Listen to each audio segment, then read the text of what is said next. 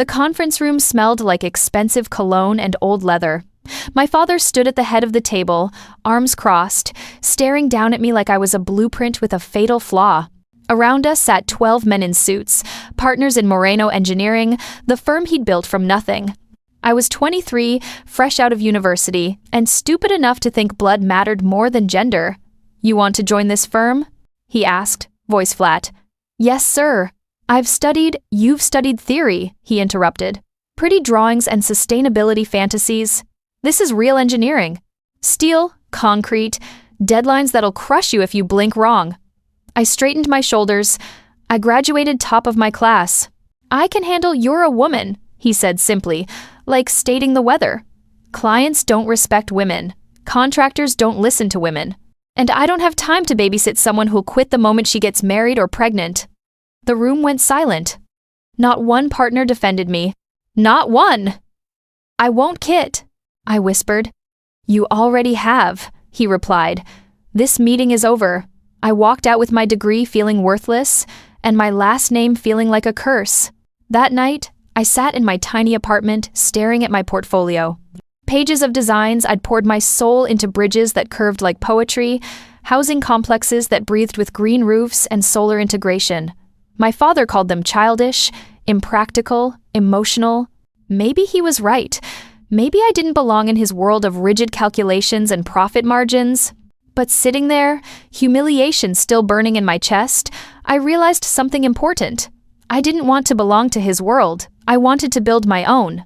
I opened my laptop and started researching business licenses. By midnight, I drafted a mission statement for a company that didn't exist yet. By dawn, I'd named it ArcSol Urban Design, Architecture plus Solutions, a firm that would prove sustainability and beauty could coexist with structural integrity.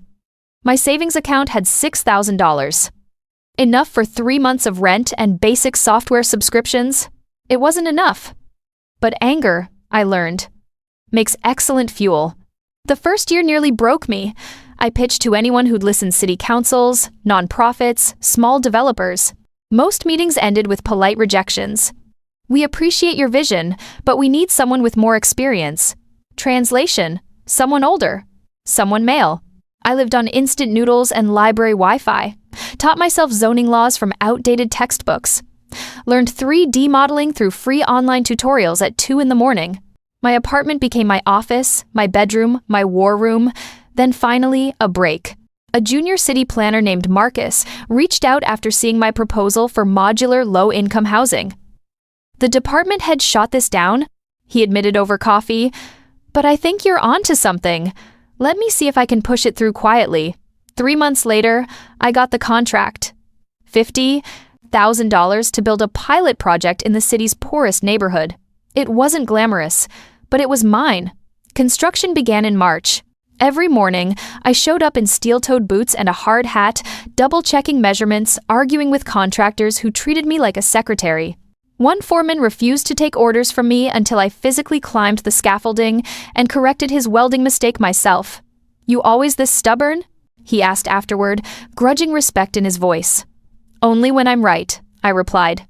The project finished 2 weeks early and 10% under budget. The units were small but efficient: solar panels on every roof, rainwater collection systems, communal gardens. Families moved in and cried. Local news covered it. "The woman who built hope from scrap," one headline read. My phone buzzed. A text from my father: "Don't let this get to your head. One success doesn't make a career." I stared at the message for a long time, then I deleted it and went back to work. Success attracts attention. Unfortunately, not all of it is good. 6 months after my housing project, I started bidding on larger contracts. That's when the emails started. Anonymous messages to my clients claiming my designs were plagiarized. Fake reviews online calling my work unsafe. At first, I thought it was random trolls. Then I noticed the pattern: every attack came right before a major pitch. I hired a tech-savvy friend to trace the IP addresses. They led back to a single office building, Moreno Engineering, my father's firm. When I confronted him over the phone, he didn't deny it. "Competition is competition," he said coldly. "If you can't handle heat, stay out of the industry. You're sabotaging your own daughter. I'm protecting my business from amateurs. That conversation cost me 3 contracts and nearly $30,000 in office legal fees to clear my name. It also taught me something valuable. Playing fair against someone who cheats only W6 makes you a target. The sabotage campaign worked. Funding partners withdrew. Clients ghosted me. My bank account dropped below $1,000. My landlord started leaving eviction warnings on my door. I sat in my empty office, really just a corner of my apartment with a folding table, and considered giving up. Marcus, the planner who'd given me my first shot, called to check in. I heard what happened, he said quietly. It's not right. Doesn't matter if it's right, matters if I survive it. What if you didn't have to survive alone? He explained that he'd connected with a private investor interested in ethical development. Someone who valued innovation over ego. They want to meet you. No promises, but it's a chance. I had nothing left to lose. I said yes. 2 weeks later, I signed a partnership agreement. The investor stayed anonymous but provided enough capital to keep ArcSol alive. One condition, I maintained full creative control. No interference. No family favors. I built my company back from the ground up, one careful contract at a time. 3 years passed. 3 years of 16-hour days, rejected proposals, and small victories that slowly accumulated into something real. ArcSol grew from just me to a team of 7 talented designers who believed in what we were building. We specialized in what others ignored: adaptive reuse of abandoned buildings, green infrastructure in underserved neighborhoods, public spaces that actually served the public. Our portfolio became a testament to what architecture could be when profit wasn't the only goal. Meanwhile, Moreno Engineering stagnated. My father refused to adapt to changing standards, still relying on outdated methods and old boy connections. Clients started noticing. Contracts started disappearing. I didn't celebrate his struggles. I was too busy earning mine.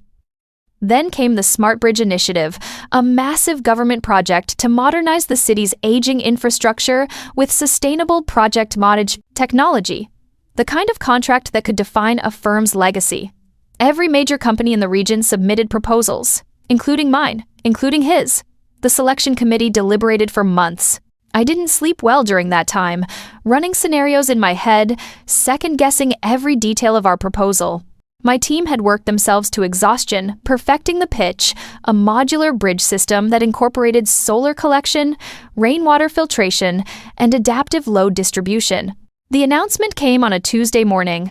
My assistant knocked on my office door, face pale. "You need to see this." I pulled up the press release. ArcSol Urban Design had won the Smart Bridge Initiative, $12 million, 5-year contract, front page news. My father's firm came in fourth. The phone started ringing immediately, reporters. Congratulations from colleagues, interview requests. I answered them mechanically, professional smile plastered on, while inside I felt something complicated. Not quite triumph, not quite relief. Something heavier. That evening, I attended the public announcement ceremony. Cameras flashed. Officials shook my hand. And in the back row, I saw him. My father. Stone-faced. Clapping slowly, deliberately. Our eyes met across the room. He left before I could speak to him. Probably for the best. The interview aired nationally. The journalist was a middle-aged woman with kind eyes and sharp questions. "How does it feel?" she asked, "surpassing your father's legacy?" I'd prepared for this question, practiced neutral answers about respecting the past while building the future. But sitting there under the lights, I told the truth instead. "I'm not surpassing it," I said carefully. "I'm rebuilding what should have been possible all along. My father built his career in a different era, with different values. I'm grateful for what he taught me about resilience. But I'm also building something he never could, a firm where talent matters more than gender, where innovation matters more than tradition." The clip went viral. Think pieces were written. My inbox exploded. My brother called that night angry. "Dad says you publicly humiliated him." I spoke the truth. "You made him look obsolete." "He made himself obsolete," I replied, surprised by my own calmness. I just stopped pretending otherwise. For the first time in our relationship, I hung up first. Success brought scrutiny. The bigger ArcSol became, the more people wanted to find cracks in the foundation. Competitors spread rumors. Former employees of my father's firm gave interviews painting me as vindictive. Social media buzzed with takes about family loyalty versus ambition. I ignored most of it, but I couldn't ignore what happened next. My head of operations came to me with security footage.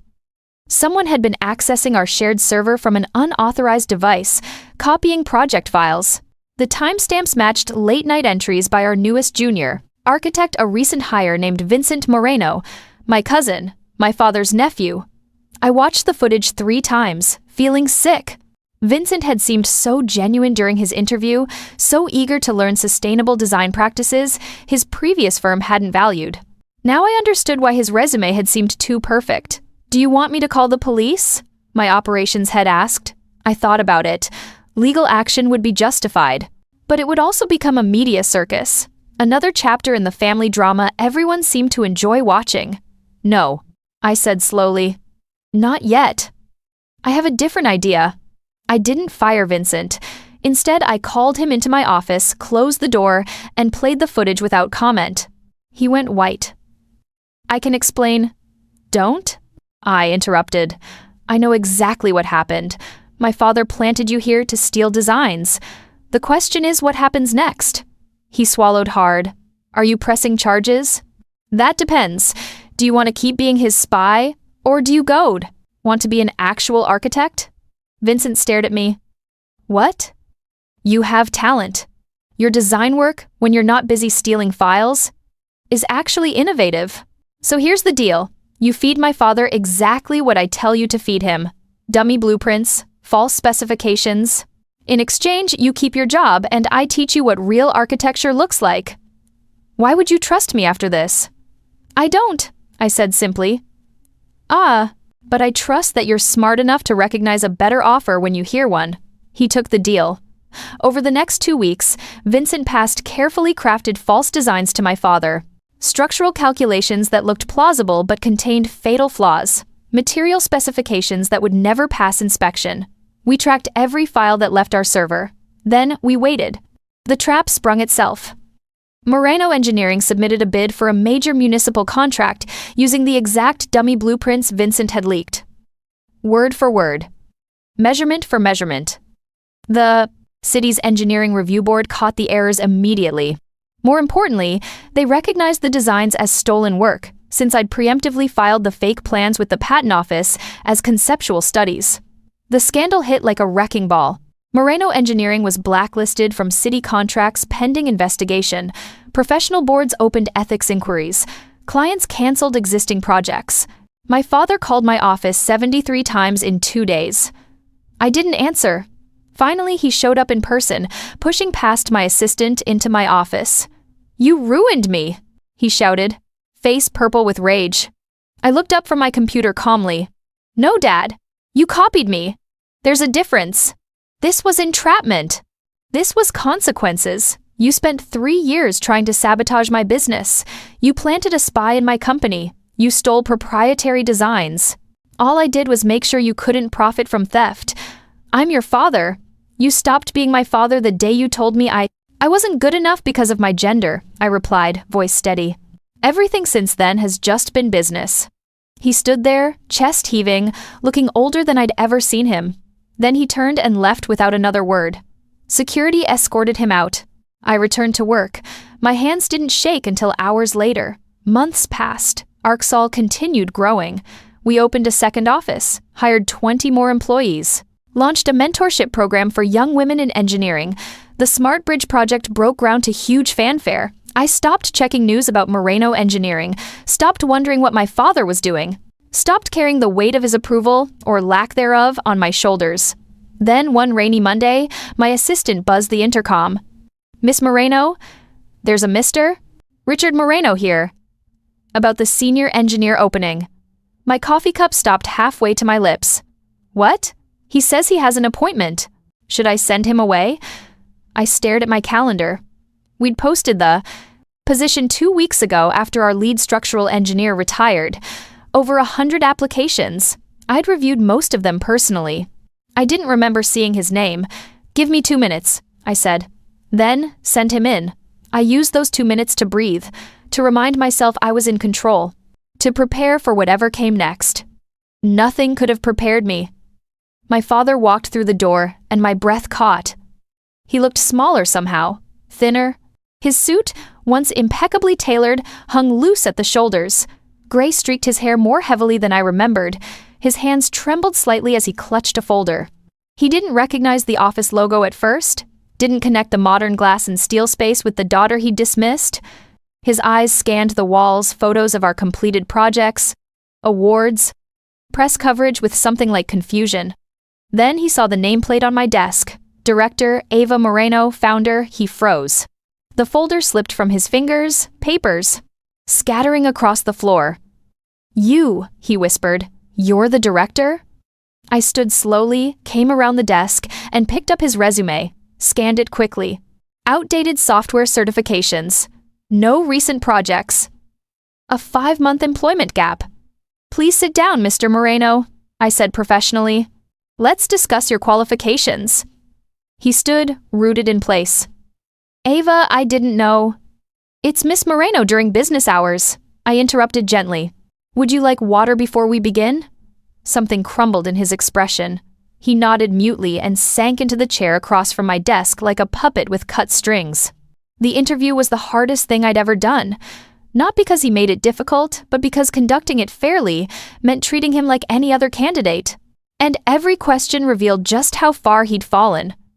"Your resume shows a 5-month gap in employment. Can you explain that?" He cleared his throat. "My company closed. We had some financial difficulties." "What caused those difficulties?" A long pause. "Mismanagement and some legal issues." I made a note. "What's your experience with green building certifications?" I've worked mostly with traditional methods. Sustainable design software? I'm willing to learn. Building information modeling? We used AutoCAD. Each answer dug the hole deeper. He knew it, I knew it. But I continued methodically through my standard interview questions, giving him every opportunity to demonstrate competence he no longer possessed. The industry had evolved. He hadn't. Finally, I set down my pen. "Why do you want this position?" He looked at me directly for the first time. "Because I need work. My savings are gone. I have bills I can't pay. And because," his voice cracked, "because my daughter built something extraordinary, and I was too proud to see it, until I lost everything." The honesty gutted me. I should have ended it there, should have thanked him professionally and moved on to the next candidate. But I thought about the junior planner who'd given me a chance when no one else would, about the investor who'd believed in my vision when I had nothing but determination, about all the times someone could have crushed me and chose mercy instead. "The position pays $65,000 annually," I said carefully. 6-month probation period. Standard benefits. You'd report to our lead structural engineer and work as part of a collaborative team. No special treatment, no shortcuts. If your work isn't up to our standards, you'll be let go like anyone else. Are those terms acceptable? He stared at me like I'd spoken a foreign language. "You're offering me the job?" "I'm offering you a probationary contract. Whether it becomes a job depends entirely on your performance." "Why?" The word came out broken. "After everything I did to you, why would you?" "Because someone has to break the cycle," I said quietly. "Because holding grudges takes more energy than I want to spend. And because despite everything, you taught me one valuable lesson: how not to treat people. If you're willing to learn how to treat them correctly, then yes, you can work here." He nodded, unable to speak. I slid the contract across the desk. He signed it with shaking hands. The staff learned within hours. In a company of 30 people, secrets didn't last long. I called an all-hands meeting the next morning to address it directly. "Some of you have probably heard that we've hired Richard Moreno," I began. "Yes, he's my father." "No, that didn't factor into the hiring decision. He met the basic qualifications for the position, and everyone deserves a chance to rebuild their career. I expect you to treat him the way you'd treat any new hire, with professionalism and fairness. Judge his work, not his name. Are we clear?" Nods around the room. Some supportive, some skeptical. Carla, my head of operations, lingered after the meeting. You sure about this? She asked quietly. No, I admitted. But I'm sure about giving people second chances. We built this company on that principle. I can't abandon it now just because it's complicated. And if he screws up, then he's fired. Same as anyone else. She studied my face, then nodded. Your company, your call. But I'm watching him. I wouldn't expect anything less. My father struggled. Badly. Modern engineering software confused him. Collaborative work environments frustrated him. He was used to being in charge, issuing orders, having final say. Now he was the most junior member of teams led by people half his age. I watched from a distance as he missed deadlines, blamed the technology, argued with project managers. Part of me wanted to intervene. The larger part knew he needed to figure this out himself. Then something shifted. I was working late one Thursday when I heard voices from the common area. Peering out, I saw my father hunched over a computer with Jamie, one of our newest engineers, barely 24. Years old. See, the load distribution algorithm works like this, Jamie explained patiently, guiding his mouse through the calculations. Once you get the hang of it, it's actually faster than the old methods. My father listened intently, asking questions, taking notes like a student. Could you show me that again? He asked, without a trace of ego. Jamie did. They worked together for another hour before my father thanked him, genuinely thanked him, and packed up for the night. I stayed hidden, processing what I'd witnessed. Pride and humility warring in equal measure. The transformation wasn't instant. But slowly, week by week, my father began adapting. He arrived early, stayed late, asked for help without shame, listened more than he spoke. His first solo project was a small pedestrian bridge in a neighborhood park. Nothing glamorous, nothing that would make headlines.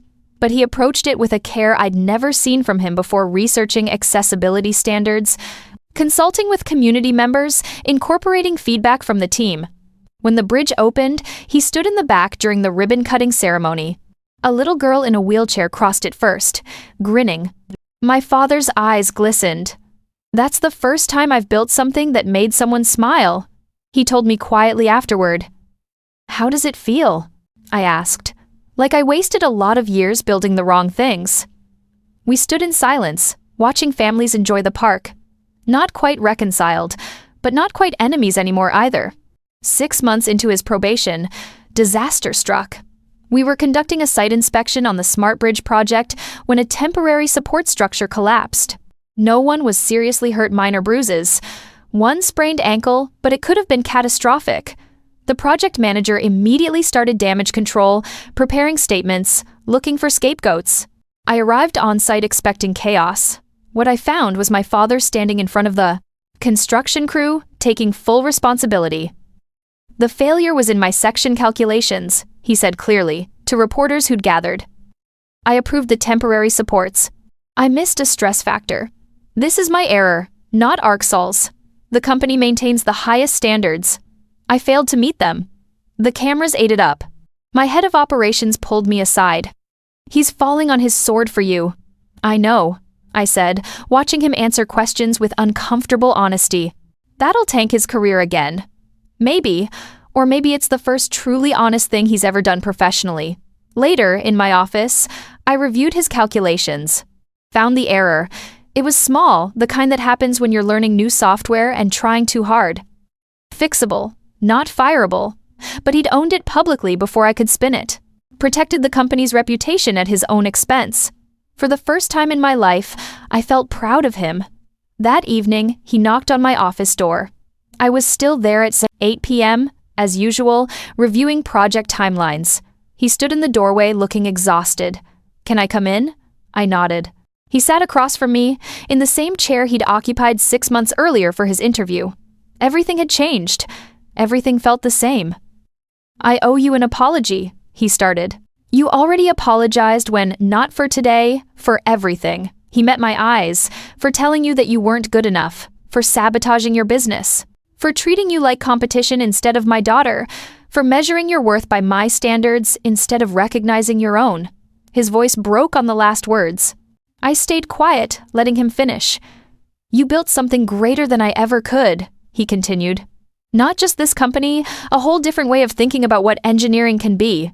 And I was so threatened by that, so terrified of being shown up, that I tried to destroy it. I tried to destroy you. Tears ran down his face. Not the angry tears of frustration I'd seen before. Something deeper. Something that looked like genuine remorse. "I don't know if you can forgive me," he whispered. "I'm not sure I deserve it." I thought about all the years of hurt. The casual dismissals, the active sabotage, the damage that might never fully heal. Then I thought about the little girl crossing a bridge built with care, about second chances, about breaking cycles. "I don't know either," I said honestly, "but I'm willing to try figuring it out." After that night, things changed. Not dramatically, not into some fairy tale reconciliation, but gradually, organically, we began building something new.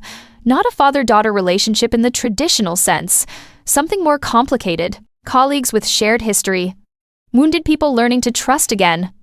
He threw himself into work with renewed purpose, took on the projects no one else wanted, the tedious calculations, the community outreach, the unglamorous foundation work that made everything else possible. He mentored junior staff with a patience I'd never witnessed before. I promoted him after 8 months. Not to leadership, he didn't want that, and frankly, neither did I. But to senior engineer, based purely on merit. The team voted in favor unanimously. Together, we started an initiative neither of us could have built alone. A mentorship program pairing experienced engineers with young women entering the field. He taught technical skills. I taught them how to navigate a profession that still didn't always welcome them. "Why are you doing this?" One mentee asked him during a session I was observing. "Because my daughter had to learn these lessons the hard way," he answered. "Because I was part of the problem, and because I'd like to be part of the solution before I retire." The young woman nodded, satisfied. I blinked back unexpected tears. A year after he'd walked into my office with a resume and broken pride, I stood on a bridge. Not the smart bridge that was still under construction. This was smaller, newer, a pedestrian crossing in the revitalized waterfront district. Our latest project. The dedication ceremony was simple. City officials gave speeches, local residents cheered, and then the mayor unveiled the plaque, Moreno Span, designed by ArcSol Urban Design, a bridge to new possibilities. Reporters immediately swarmed me. "Is it named after your father?" I smiled, having prepared for this. It's named for the idea that bridges connect things. Not just places, but people, past and future, mistakes and growth. It's for everyone who was told they couldn't build something lasting and did anyway. The cameras flashed. I posed for photos with the team, with community members, with my father standing slightly to the side, looking uncomfortable with attention. Later, after the crowds dispersed, we walked the bridge together. Just the two of us, footsteps echoing on the sustainable composite decking. "Thank you," he said quietly. "For what?" "For building something I could be part of, for not shutting the door completely, for being bigger than I was." I considered his words. "I didn't do it for you," I said, not unkindly. "I did it because I needed to prove to myself that I could succeed without becoming cruel in the process. That I could win without making someone else lose everything. You did more than succeed. You changed what success looks like." We reached the center of the bridge, leaned against the railing, looked out at the water reflecting city lights. The moment felt significant. Not healed healing takes longer than a year, but no longer actively bleeding. "What happens now?" he asked. "Now we keep building," I said. "Together. If you want. Separately, if that's better. But forward, always forward." The story could end there. In many ways, it does. The dramatic arc completes daughter, overcomes father's rejection, builds empire, demonstrates mercy instead of revenge. Clean narrative, satisfying conclusion. But real life isn't that tidy. Forgiveness isn't a single moment, but a series of daily choices. Trust rebuilds slowly, requiring constant maintenance like any structure worth preserving. My father still frustrates me. He backslides into old habits, dismissing ideas too quickly, defaulting to authority instead of collaboration. I call him on it. Sometimes he listens. Sometimes he doesn't. We're learning. The company continues growing. We landed 2 more major contracts, opened a 3rd office, published research on adaptive urban design that's being taught in universities. My father contributed to some of those papers, credited alongside engineers a third his age. He seems proud of that in a way championships and corner offices never made him. We have dinner monthly now, not as often as some families, more than we managed for years. We talk about projects, industry changes, his mentee's progress. Occasionally we reference the past, but carefully, like diffusing old explosives. Mostly we focus on what's being built rather than what was destroyed. He'll never be the father I needed as a child. I've made peace with that. But he's becoming someone I can respect as an adult. That's enough. Last week, I gave a keynote speech at the National Engineering Convention. Stood on a stage in front of 3,000 professionals and told my story. Not all of it, some wounds stay private. But the arc, the rejection, the rebuilding, the unexpected reconciliation. We spend so much energy trying to prove ourselves to people who doubt us, I said, watching faces in the audience.